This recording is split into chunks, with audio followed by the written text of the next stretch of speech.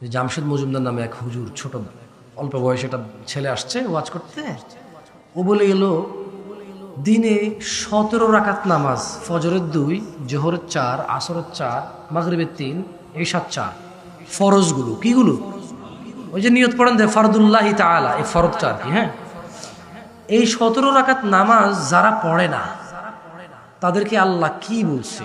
মুসলমান বলছে, মুশরিক বলছে, কাফের বলছে, ফাসেক গুনাহগার বলছে, কি বলছে একটু দেখেন তো। হ্যাঁ, আপনি আমি একটু বলে দিই না, আপনি কোথায় পাবেন? আপনি দেখবেন যে উনি বই পড়ে যদি বলে তাহলে বলবে যে আল্লাহ কাফের বলছে, মুশরিক বলছে। যে লোক নামাজ পড়ে না সে মুসলমান না, এটাই বলবে সে। হ্যাঁ, সে বলতে বাধ্য, ওই বইতে এরকম লেখা আছে। যদি সে ওই বই হাদিসের বই থেকে কথা বলে, ওখানে এরকম লেখা আছে, অন্য কথা আনবে করতে হবে। আই মানে কি? আই অর্থ কি? ইউ অর্থ কি? অন্য কিছু করা যাবে তো? ওটাই এরকম। তো যদি হাদিসের বই পড়ে যে লোক নামাজ পড়ে না সে যে কুফুরি করে আল্লাহর সাথে, যে লোক নামাজ পরিত্যাগ করে, নামাজ ছেড়ে দেয়, সে যে শিরিক করে, এটা তো ওখানে লেখা আছে। আচ্ছা যান, আল্লাহ নবীর একটা হাদিস বলে শেষ করে দিই, কেমন? আল্লাহ নবী সাল্লাল্লাহু আলাইহি ওয়াসাল্লাম বলতেছে নিশ্চয়ই তারা, তারা কারা বুঝছেন আপনি? ইহুদি, নাসারা, মাজুসি, আব্দুত তাগুত, মানে মুসলিম ছাড়া যত লোক আছে তারা সবাই কেমন হচ্ছে তারা। এবং তিনি বলেন আমরা, নিশ্চয়ই তারা এবং আমরা, নিশ্চয়ই তাদের, তাদের মানে ওই সবগুলো, আর আমাদের মানে আল্লাহ নবী সাল্লাল্লাহু আলাইহি ওয়াসাল্লামের উম্মতদের। বলেন যে মধ্যখানে পার্থক্য হচ্ছে নামাজ। যে লোক নামাজ পড়ে সে আমি মুহাম্মদ সাল্লাল্লাহু আলাইহি ওয়াসাল্লামের উম্মত, আর যে নামাজ পড়ে না সে তাদের। ফামান তারাকাহা ফাকাদ কাফার, যে নামাজ ছেড়ে দিল সে কুফরি করে। বুঝছেন? এবার আপনি এটা যাচাই করেন, কেমন? বাসায় চলে যান, সুন্দর করে যাচাই করেন যে কথা ঠিক আছে কিনা। কারণ আপনি তো শুক্রবারে শুধু জুমা পড়েন। হুজুরকে বলবেন যে হুজুর একটু ইমান থেকে কথা বলেন তো, আসলে কি শুধু শুক্রবারে জুমার নামাজ পড়লে কি জানাজা পাই আমি? হুজুরকে একটু জিজ্ঞেস করেন যে হুজুর আমি আপনার চাকরিও ক্যান্সেল করবো না, বেতনও কমবে না, আপনার নামে বদনামও করবে না। হুজুর একবার ইমান থেকে আপনি যে পড়াশোনা করছেন আল্লাহকে ভয় রেখে, কিয়ামতে হাসরের মাঠে দাবি থাকবে আপনার সাথে আমার, একটু বলেন তো আমি শুধু শুক্রবারের নামাজ পড়ি, আমি কি জানাজা পাবো? আমি মরে গেলে আমার কি জানাজা হওয়া উচিত ইসলামিকভাবে? একটু জিজ্ঞেস করুন। আর ছোট্ট একটা কথা বলে মাহফিলটা শেষ করে দেবো ইনশাআল্লাহ। বেশি কথা বলা লাগে না।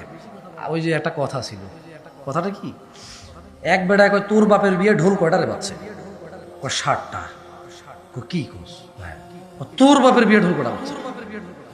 ইউটিউবার যারা ইন্টারনেটে সব মানুষ বুঝবে না, এলাকার মানুষ এটা বুঝবে। উদাহরণ এটা এদিকের উদাহরণ, তো আমাকে এদিকের উদাহরণ।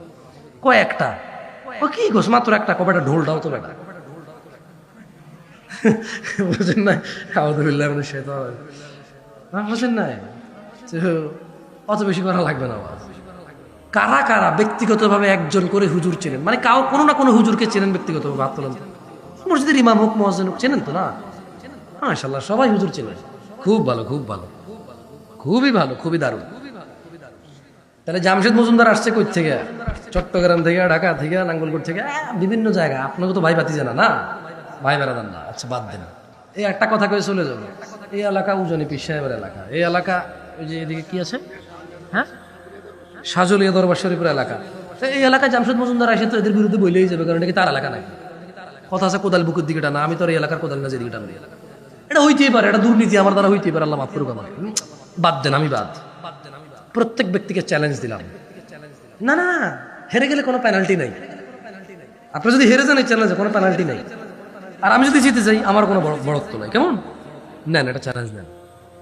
আপনাদের পরিচিত একজন হুজুর, আপনি পছন্দ করেন, আপনি ভালোবাসেন, এরকম একজন হুজুর। মাইক্রোফোনে সাউন্ড তো যাচ্ছে না? আমি আমার বোনদেরকেও বলতেছি, যারা ভাইরা কম্বলের নিচে শুয়ে আছেন, দেখেন এটা দোষের কিছু না যে মাহফিলে আসে না। কেন আমি বলবো? আল্লাহ তাআলা নিয়ামত দিছে মাইকের সাউন্ড, যেহেতু যাচ্ছে শুনলেই হলো, মানলেই হলো, আলহামদুলিল্লাহ। বরঞ্চ আমি এগুলোর বিরোধিতা করি অনেক সময়। এত ঠান্ডার মধ্যে কেউ 15 কিলো 20 কিলো দূরে যাবে, এটা খুব কষ্ট হয়ে যাবে ওদের। কেমন? আর কয়জন রাখবেন, কয়জন থাকবেন? ওরে আল্লাহর লাজো, কি জানে থাকবে খাবে। বিবাহিত মানুষ সবাই বাসা চলে যাবে, ওখানে বউ গরম ভাত নিয়ে অপেক্ষা করতেছে, গরম পানি নিয়ে। আপনার এখানে থাকবে সে? হ্যাঁ, তো লাভ কি? যাই হোক, দুষ্টামি না করি। শোনেন, একটা চ্যালেঞ্জ দিলাম আপনাদের সবাইকে। কেমন? চ্যালেঞ্জটা হচ্ছে জামশেদ মজুমদার বা এই মাদ্রাসা বাদ, আপনার পরিচিত একজন হুজুর, আপনার পরিচিত একজন আলেম, আপনার পরিচিত একজন ইসলাম সম্পর্কে জানা মানুষ, না না চায়ের দোকানে যেগুলো বসে বসে ঝগড়া করে ওলা না, তারা আসলে মসজিদ মাদ্রাসা খেদমতে আছে। এই সে এবারে সুফি হোক, চিশতি হোক, সাবরি হোক, আমার কোনো আপত্তি নেই। একজন আলেম, একজন কি কাউমি হোক, হেফাজত হোক, যেই হোক, আমার কোনো সমস্যা নেই। চরমনায় আট্রসি যেই হোক, আমার কোনো ইস্যু নেই, ওয়াল্লাহি কোনো ইস্যু নেই। একজন পড়াশোনা জানা মানুষ, যিনি কিতাব পড়েছে, কোরআন পড়েছে, এরকম একজন মানুষ, কেমন ওনাকে জিজ্ঞেস করবেন যে জামশেদ মজুমদার নামে এক ছেলে আসছে ওয়াজে, সে বলছে আপনাকে বলতে যে হুজুর ওই যে সিয়াসিত্তা আছে না, হাদিসে 6টা বই, কুতুবি সিত্তা, এই বইগুলোর রেফারেন্স দিয়ে, এই বইগুলো থেকে যে লোকটা নামাজ পড়ে না ওই লোকটা কি মুসলমান নাকি মুসলমান না? উনি বলছে অন্য বই হলে চলবে না। আরে যে 6টা বইয়ের কথা বলছি 2 লাখের উপর হাদিস আছে, টেনশন করেন কেন? হাজার হাজার লাখ লাখ হাদিস আছে, এটা আমি ছোট কিছু বলতেছি না আপনাকে, বুঝছেন নি? আনলিমিটেড হাদিস আছে, ওটা ছোট কিছুর কথা বলতেছি না। আপনি আরো বই খুঁজতে হবে না, কেন আর বই খুঁজতে হবে না আপনাকে। এই 6টা আপনি যদি পড়া শুরু করেন, কয়েক বছর লাগবে আপনার, মানে যদি রিডিংও পড়তে চান, এই এক জীবনে হবে বলে মনে হয় না। মনে হয় না 6টা শেষ করা যাবে পড়ে, সুবহানাল্লাহ। কারণ যেহেতু আমরা বাঙালি, আরবি পড়ে তো আগে বাংলাটা বুঝতে হবে, ডাবল খাটনি আমাদের না।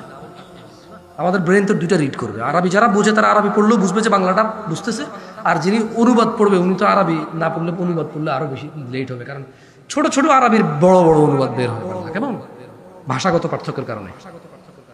তোরে বলবেন